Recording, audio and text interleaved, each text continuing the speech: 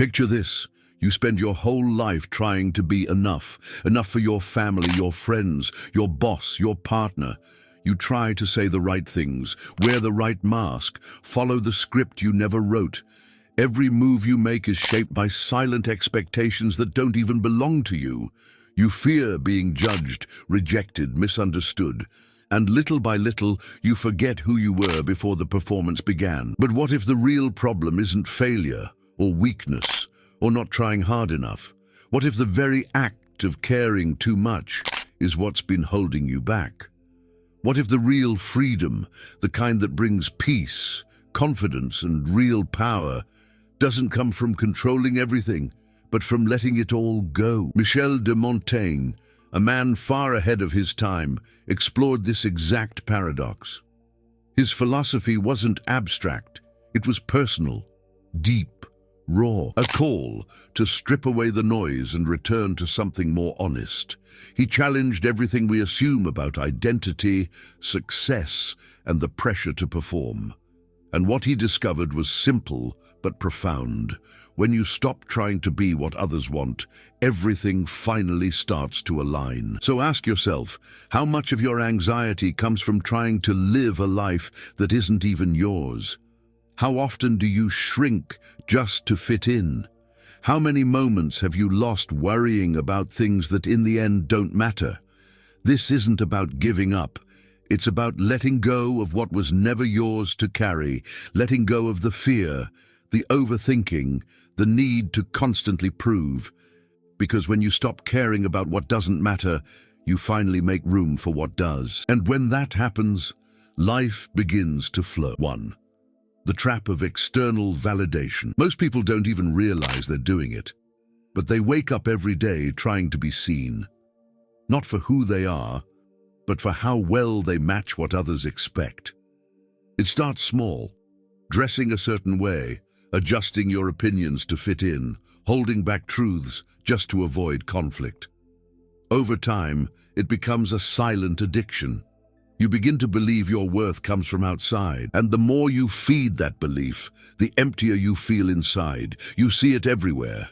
A guy skips the thing he loves, maybe painting, maybe writing, because someone once laughed. Another hides his vulnerability because real men don't cry.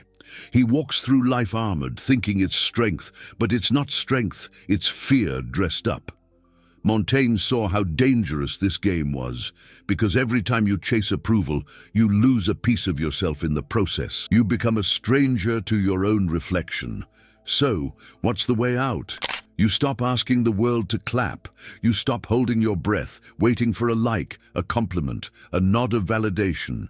You breathe and let yourself just be.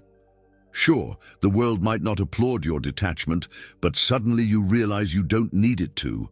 That's the turning point.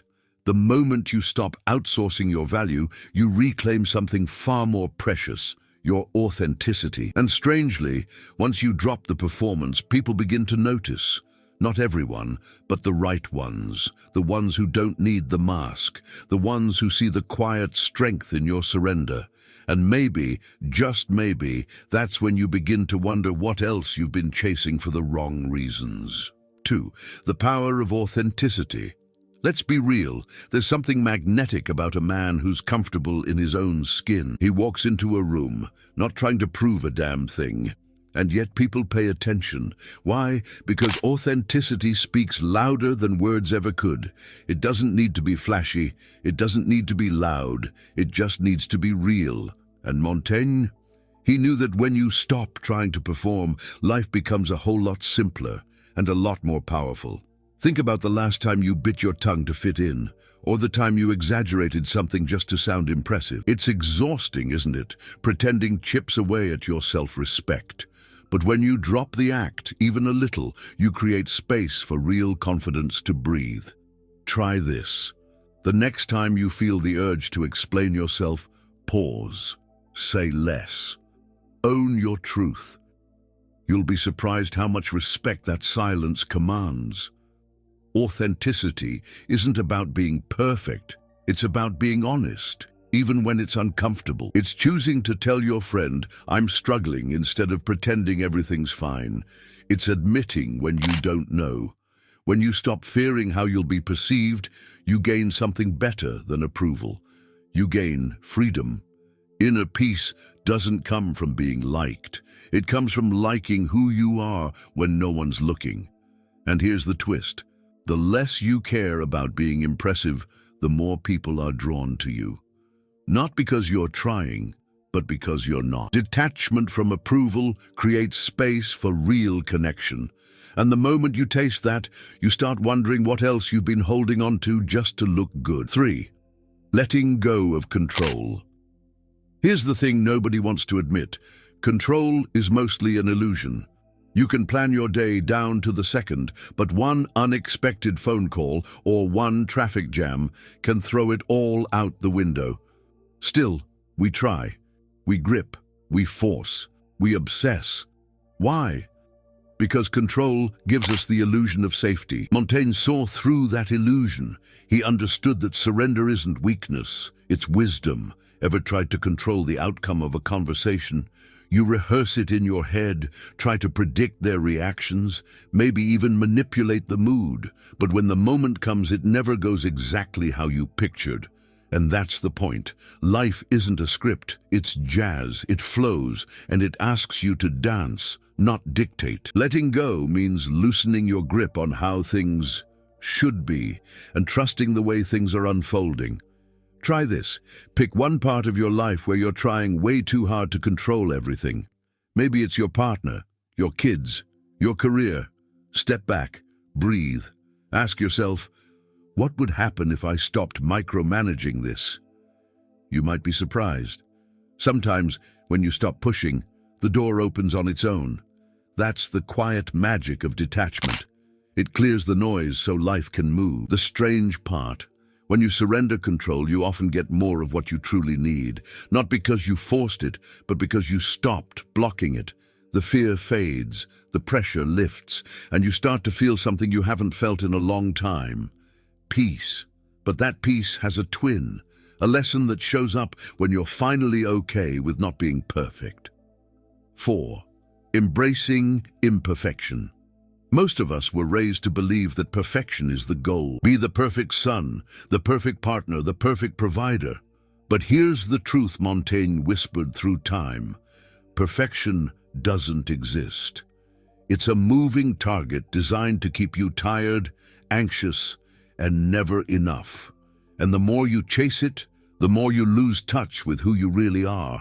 Authenticity can't live where perfection is pretending. Think about it. How many times have you held back because you didn't feel ready or good enough? Maybe it was starting that business, telling someone how you feel, or even showing up as yourself without the mask. But what if the mess is the magic? What if your flaws are not flaws, but fingerprints of your realness? Letting go of perfection is not giving up, it's waking up. Montaigne believed self-acceptance was the highest wisdom. So here's something simple you can try. Make a list of 3 things you usually criticize yourself for. Now, reframe them. That overthinking, it's a sign you care deeply. That impatience, maybe it's because you value your time. See the nuance? When you stop fighting your imperfections, they stop controlling you. And once you stop resisting who you are, you start feeling something strange. Freedom. Inner peace doesn't come from getting everything right. It comes from seeing that you don't need to. The cracks in your identity let the light in. And once that light enters, it starts showing you something far more powerful than approval. Detachment from judgment itself. 5. Inner peace comes from detachment. There's a quiet strength in the man who no longer needs to prove himself. He's not cold, not distant, but centered. Grounded. He doesn't chase after validation or flinch at rejection. That's the kind of peace Montaigne pointed to. Not the kind you find on a beach with no emails, but the kind that lives deep in your bones because you've stopped letting everyone else's noise shape your truth. We all know someone who's constantly scanning the room for approval, right? Always performing, always tense. That used to be most of us. But there's a shift that happens when you begin to detach. Detachment doesn't mean disconnecting from people. It means releasing your need to control how they see you. You can still show up fully, still love deeply, but without making their opinion your oxygen. If you're ready to feel that kind of inner peace, start small. Next time someone misunderstands you, don't rush to defend or explain. Let it be. Let them wonder. Let the discomfort pass through. That pause, that choice, that's the seed of freedom. And from that space, your clarity grows. You begin to hear your own voice again, the one you buried beneath the noise. And as that voice returns, so does your alignment. You start to notice what truly matters, and it's not likes, titles, or polished appearances. It's peace. But peace has a strange habit of bringing something else with it. Unexpected gifts that show up not when you grip tighter, but when you finally let go. 6. Life responds when you let go. There's a strange paradox most people never figure out. The less you try to control life, the more life starts to work for you. Montaigne knew this long before it became a motivational quote. When you stop clenching your fists and just loosen the grip, life breathes. Things start clicking. Not because you forced them to, but because you finally stopped blocking them. That's the essence of surrender. Let's get practical. Ever been in a relationship where you were trying too hard, constantly texting first, overthinking every word, always chasing? What happened? It burned out. Now think about the times you were just being yourself. No effort, no pressure, and things just flowed. That's the power of detachment. You're not withdrawing. You're giving life room to meet you halfway. Start applying this to your decisions. Next time you're stuck between two options, instead of obsessing over the perfect choice, ask, which path feels light? The path that doesn't make your chest tight or your mind spiral. Lightness is often life whispering, come this way. And when you start following that, the need to overplan disappears and trust begins to grow. That trust leads to something deeper, because once you realize you don't need to force outcomes, you stop measuring your worth by what happens. You find a quiet confidence in simply showing up, and that stillness, that surrender, opens a new door, a door that leads to questioning who you've been this whole time. 7. The illusion of identity. We all carry a story about who we are, a name, a role, a title. I'm the responsible one. I'm the funny guy. I'm the one who never fails. But here's the problem. Most of that identity wasn't built by choice. It was built by conditioning, survival, and fear. Montaigne asked the question few dare to face. What if everything you think you are isn't actually you? Take a moment and think about this. If you had been born in a different country, raised by different parents, exposed to different beliefs, would you still be you? Probably not. That should shake you a little, because it means your identity is more costume than essence. It's stitched together from the expectations of others, but authenticity begins where that costume ends. So how do you unravel it? Start noticing the labels you cling to. When you catch yourself saying, I've always been like this, ask, who told me that? Was it a parent, a teacher, a childhood wound? The more you question your identity, the more you realize how much of it was chosen for you, not by you. And that realization doesn't leave you empty. It sets you free, because underneath all the masks is something untouched. A kind of raw aliveness that doesn't need to be defined to be felt. And once you glimpse that, the need to hold on starts to fade. You start living not from who you were told to be, but from something deeper, something that only exists in the now. 8. The freedom of presence. There's a moment that slips past most people every single day, the moment they're actually alive. Not in their thoughts, not in yesterday's failures or tomorrow's fears, just here, breathing, existing, watching light move across a room. But the mind hates stillness, doesn't it? It prefers chaos. Montaigne saw that true peace isn't found in rearranging your life. It's found in stepping into the life that's already happening, without needing to edit it. Presence isn't some mystical state reserved for monks and mountaintops. It's gritty, raw, and wildly human. It's the father who actually listens when his kid speaks, not while scrolling. It's the man who notices the tension in his shoulders and breathes instead of powering through. These small acts, they change everything. Because when you're present, you're no longer reacting from habit. You're responding from clarity. If you've been feeling disconnected lately, try this. For just 10 minutes a day, put your phone away, sit in silence, and notice everything. The sound of the fridge, the way your feet press into the floor, the rise and fall of your breath. Do that long enough, and something unexpected happens. The thoughts slow, the judgments soften, and you begin to feel a kind of inner peace that isn't coming from anything. It's just there. That peace.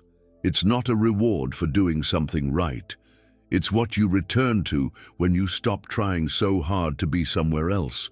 The mind will tell you, you need to fix this first. You need to become more. But presence whispers, you're already here.